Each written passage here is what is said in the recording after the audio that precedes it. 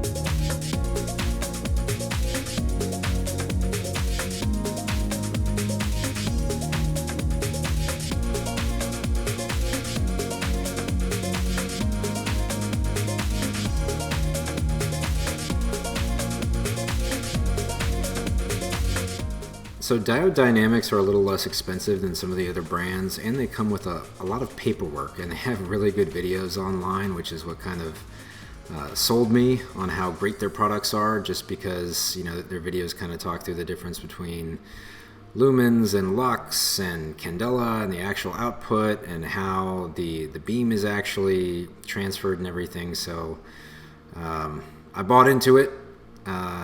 They did a great job of marketing, so that's why I ended up going with them also.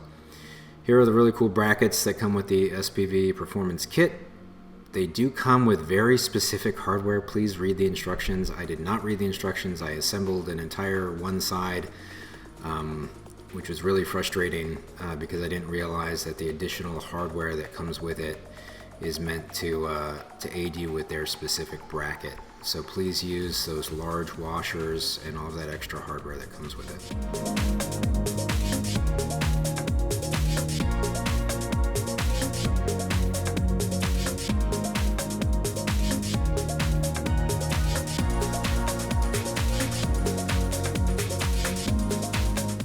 The first thing that you need to do here is disconnect that support bar that should be running to a mount that holds up your intercooler. Because I have an aftermarket intercooler that's no longer there, so the support for the side wing of the bumper, it doesn't exist, which I think I should probably do something about, because that wing kind of flops around a lot more without that additional support. But you remove that bolt, and then you add in the included hardware and start tightening all of that down. This can be adjusted up and down, and when I originally put this in here, my first thought, as per the instructions, was to level it, right? Make sure that everything was perfectly level. The Diode Dynamics lights in particular do have a beam pattern So whenever you put them on here, you want to make sure everything is level so that the beam pattern isn't at some crazy angle and shining in someone's eyes, specifically for those SAE lights, right? But I quickly realized after doing this initial install that it can't be level because the side wings go up at an angle. So you will have to angle the bracket slightly just to make sure that the lights can actually fit in there and light comes out instead of just hitting and reflecting off of the interior of this wing.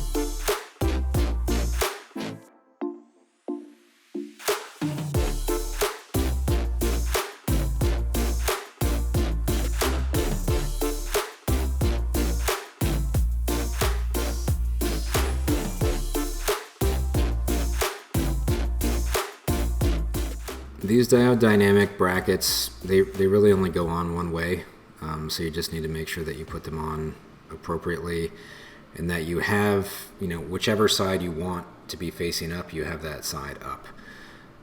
Again, use the included hardware that comes with the SPV Performance Kit because you need those larger washers to ensure that, that the washers that come with the Diode Dynamics kit don't fall inside of the bracket. The bracket that you're using needs that additional hardware and those larger washers.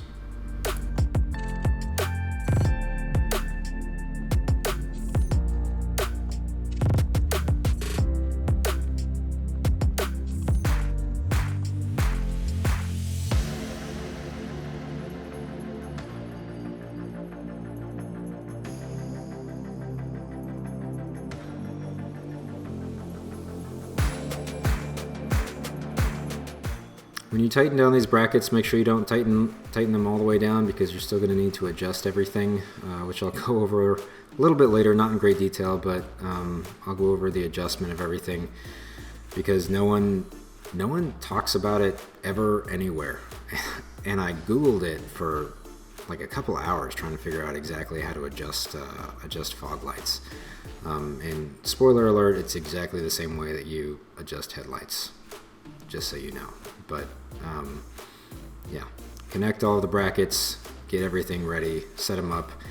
You don't even need to wait till the day of install to do this. Once you get everything in, I would just sit in front of the TV and put all this stuff together because it takes forever.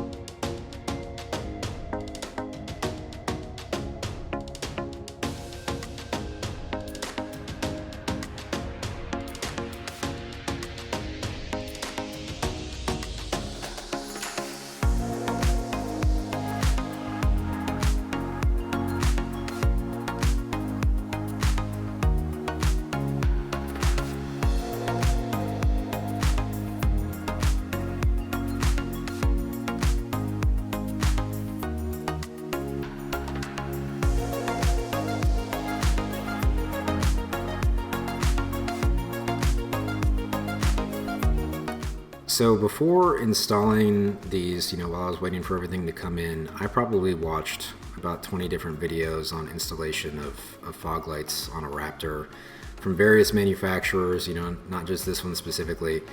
One of them talked about the specific order that these lights need to go into to ensure maximum dispersion of light, right? Based on the angle, based on where you want everything to go. I couldn't find that video, or I couldn't find that specific spot where it mentioned all of that, so I just decided to put the spotlight on the inside, and then followed by the driving light in the center and then the fog light on the outside, since I knew that I wanted to get, you know, as much of that fog on the outside as possible, and I figured that the spot needed to be closest to the center. So that's the way that I went.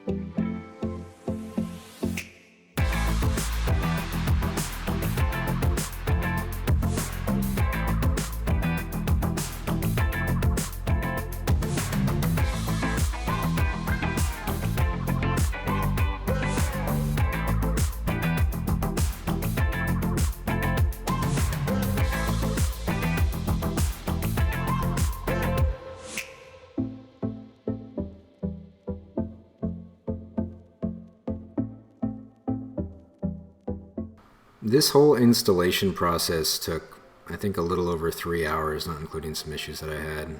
And it's because there's so many moving parts that you need to tighten down, right? So you want to install the brackets first, get those tight and snug, but not too tight that you can't readjust it whenever you need to, because once you get the lights in, you'll realize that you need to adjust the bracket. And then once you adjust the bracket, you need to readjust the lights. You need to adjust them, you know, vertically. You need to adjust them horizontally, and then you need to adjust them left and right, forward and backward. There's a lot of different adjustment availability with this SPV bracket. It's just challenging to get it exactly where you want, and then you keep having to go back and forth to reference. You know, if you got it right on one side and you want to duplicate that on the other side, you're going to have to just go back and forth, tightening, loosening, moving it. And then I don't even think I got them mirrored perfectly on mine. Like it took me a long time and I still didn't get it perfect. And then once you get all of that done, you've got to do the wiring. And then after you do the wiring, you've got to set something up to where you can actually adjust the lights to be in the appropriate position, because they're not just going to magically be pointed exactly where you need them and want them. So this will take a while for you to do. But, you know, just take your time, snug things down. Once you think you've got everything in the correct position, then actually, you know, I didn't use a torque wrench or anything, but torque it down the rest of the way so everything won't move around while you're driving.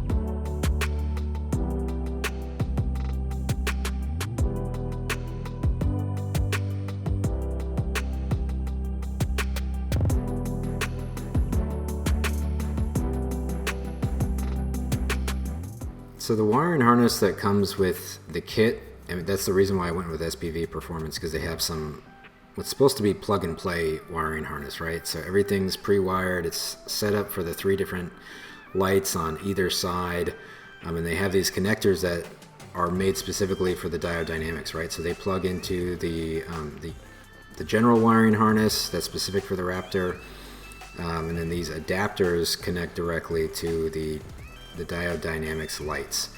So there's no splicing involved to the lights.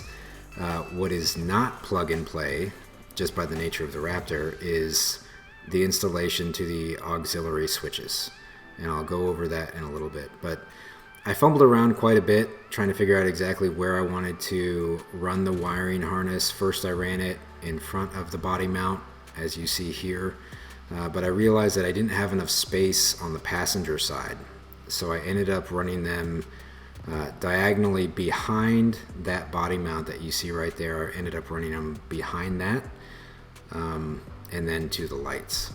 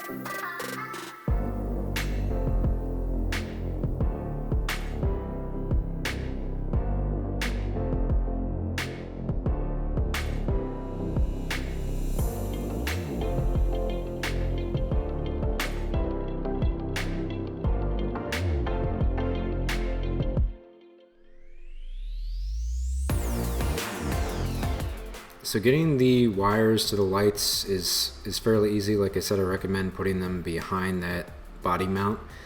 Getting it into the engine bay is a little more difficult. I ended up using a flexible claw grabber extendable thing. I just needed to make sure that the wire was pushed up into an area that would work. And obviously the actual connectors need to go up. That way they don't snag on anything, you don't want to rip anything, and you need to be really careful, right? So try and get all of the wire up through an area as far up as you can get it. Make sure that whenever you grab it, you try to grab onto a connector so that the connectors come up first and they don't snag and rip off or anything like that. These are obviously connected, right? The wires are connected to those connectors, but that doesn't mean that they can't come apart. So just be careful.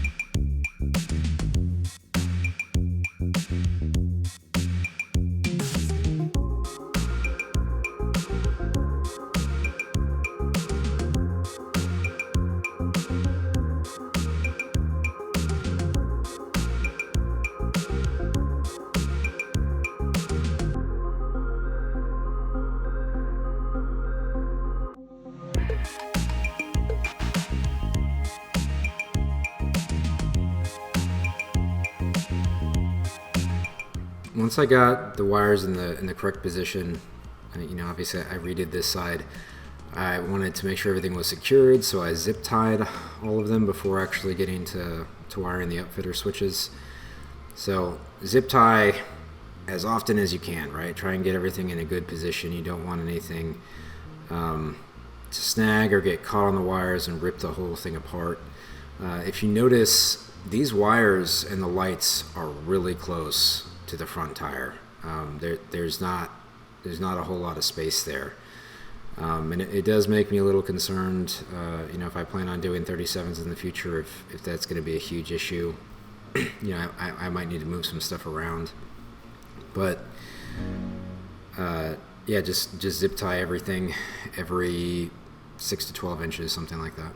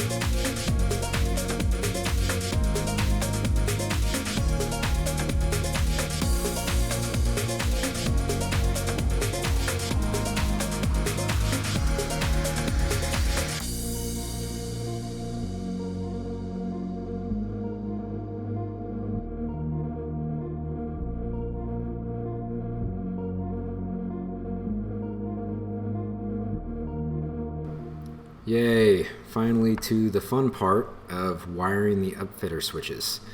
There are two bundles of wires. There is one that is closer to the driver's side, and then there's one that is closer to the passenger side.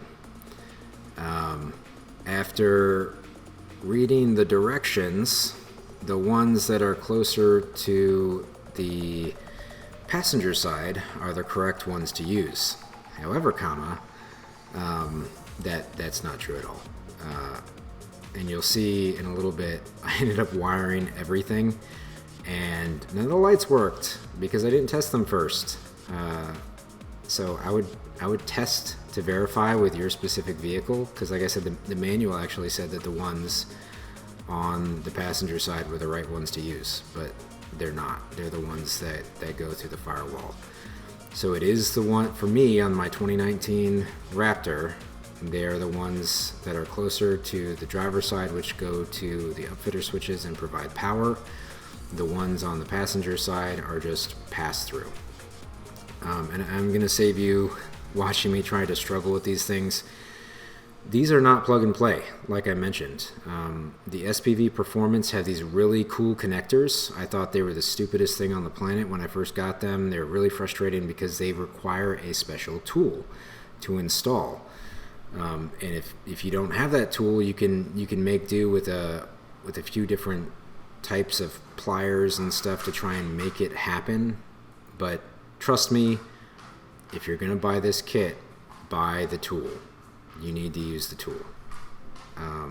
Otherwise, you're going to be struggling. And these upfitter switch wires are really short, right? Now, I will say alternatively, SPV Performance actually sells extension wires that you just have to crimp on.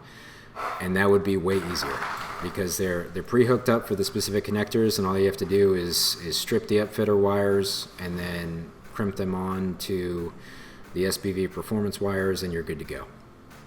So that's actually the better option than buying a tool that you'll probably never use again. I ended up liking these type of connectors and liking the tool and everything, so I actually pre-wired and rewired one of the switches that I already have hooked up I ended up redoing all of that and using the cool tool. So here is one that I kind of got right. You have to clip off the excess because these connectors are covered in heat shrink. So clip it, strip it, and then you're gonna have to go grab the connector pieces. So here is one of those little connectors. Because I didn't have the special tool, I had to pre-bend everything to make sure that it was kind of set up for me to just use pliers during the installation.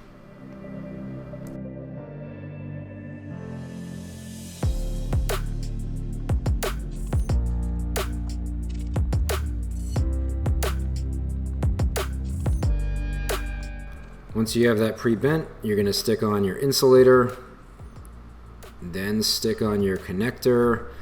One piece of the connector crimps onto the insulator, the other piece of the connector crimps onto the actual wire and transmits the power through it, right? Again, I didn't have the special tool here, so I used these pliers. I just pressed down one side at a time, and then I did the same thing with actually a wire crimper on the insulator. But whenever you get, if and when you decide to get the special tool, it does both. It has different sizes, so you can do the crimping the wire and then crimping the insulator.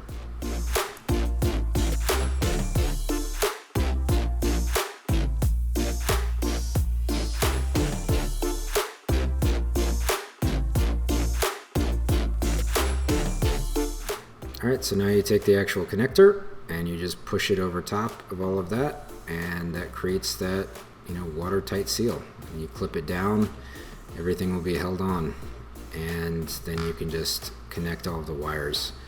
I tried to reorganize everything, re-zip tie it, get everything in a good position,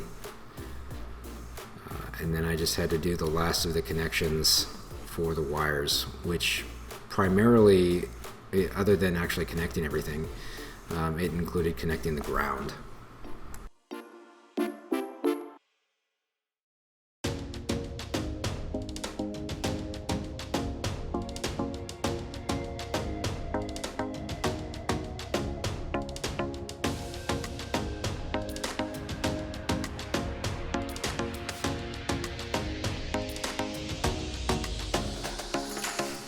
There is a good ground on the body right behind the reservoir for the washer fluid, so you can just unscrew that. I had some other wires for my battery charger connected that runs all the way to the truck bed, so that was kind of in the way for me, but you should be able to access that very easily.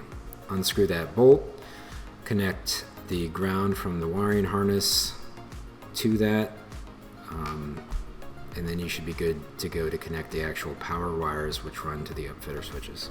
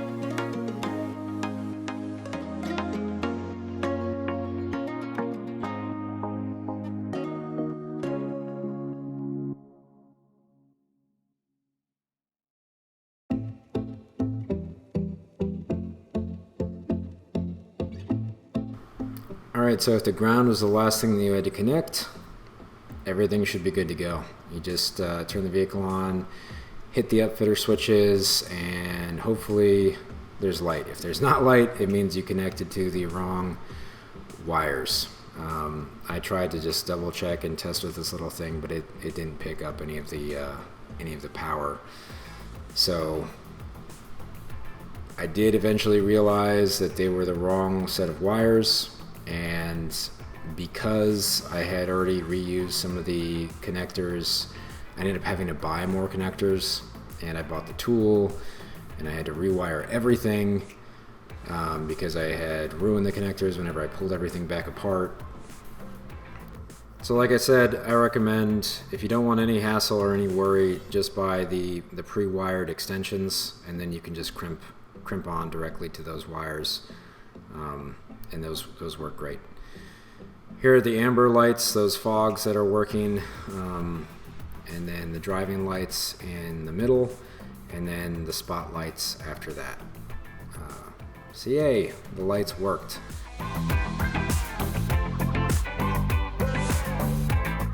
Here is that special tool along with the extra connectors. I'll put a link down in the description, and then here's what my wiring ended up looking like afterwards.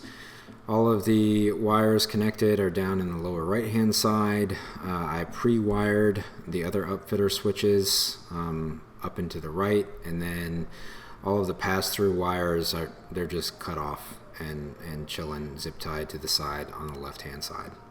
Like I mentioned, you adjust these fog lights the same way that you would adjust headlights, same standard, right? So they're going to produce a specific beam pattern.